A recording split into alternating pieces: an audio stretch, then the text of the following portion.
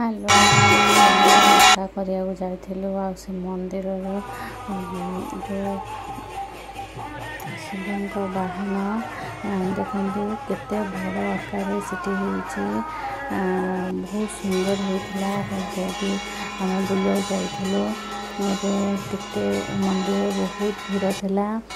ଆମେ ସବୁ ଉପାସ କରିଥିଲୁ। ଆଉ ମନ୍ଦିରରେ ମହାଦୀପ ଉଠିବ ବୋଲି ପ୍ରସ୍ତୁତି ଚାଲିଛି।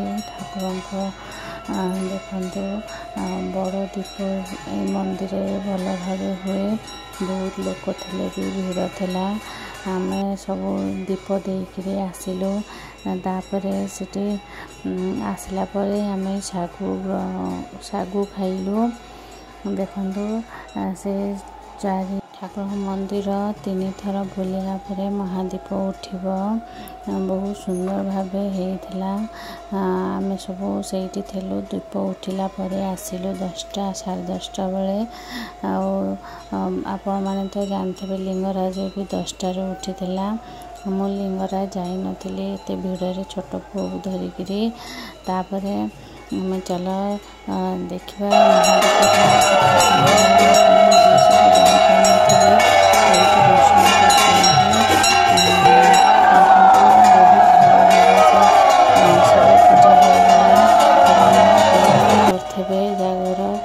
ଆଉ ଆପଣମାନଙ୍କ ସେଠି କେମିତି ହେଲା ନିହାତି କମେଣ୍ଟ କରି କହିବେ। ଆମ ଦୀପ ତ ଠାକୁରଙ୍କଠି ଲାଗିଗଲାଣି। ଏବେ ଚାଲନ୍ତୁ ଠାକୁରଙ୍କୁ ଉଠିଲା ପରେ ଆମେ ଘରକୁ ଆସିଯାଇଥିଲୁ। ତାପରେ ମୁଁ ସର୍ବତ କରି ପିଇଥିଲି। ଦେଖନ୍ତୁ ଚିଆ ସିଡ୍ସ 2 ଚାମଚ ନେଇଯାଇଥିଲି। ଚିଆ ସିଡ୍ସ ନେଇସାରିଲା ପରେ ମୁଁ ଶାଗୁ ବି ଦେଇଥିଲି। ଶାଗୁ ତାଦେହରେ ଦେଇକରି ପୁରା ମିକ୍ସ ସବୁ କରିଦେଇଥିଲି। ଆପେଲ ପକାଇଥିଲି, ଡାଳିମ୍ବ ପକାଇଥିଲି, ସବୁ ପକାଇକରି ମିକ୍ସ କରିଦେଇଥିଲି। କଦଳୀ ବି ପକାଇଥିଲି। ଏ ସର୍ବତ ଆପଣଙ୍କୁ କାହାକୁ ଭଲ ଲାଗେ ପ୍ଲିଜ୍ କମେଣ୍ଟ କରି କହିବେ। ମୋତେ ତ ବହୁତ ଭଲ ଲାଗେ। ନଡ଼ିଆ ପକାଇଦେଲି। ତାପରେ ଶାଗୁ ଆଉ ଟିକେ ଦେଇକରି ମୁଁ ଚିନି ଅଳ୍ପ ପକାଇଛି।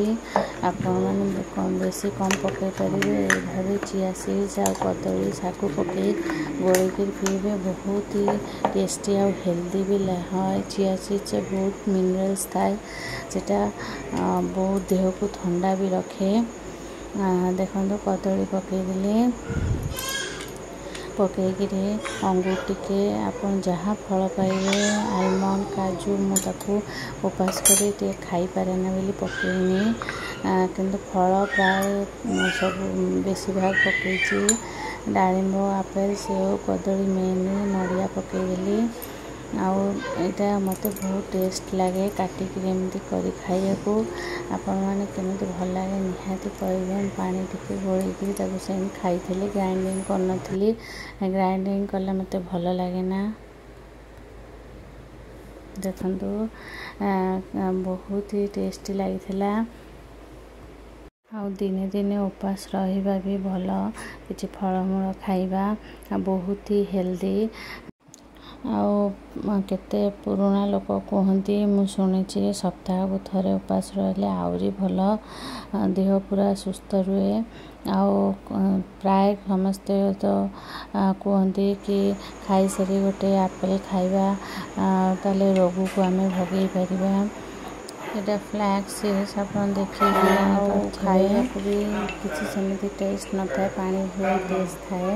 ଏମିତି କରି ଖାଇଥିଲି। ଆପଣମାନେ କେମିତି ଖାଇଥିଲେ ନିହାତି କମେଣ୍ଟ କରି ସବସ୍କ୍ରାଇବ୍ କରିବେ।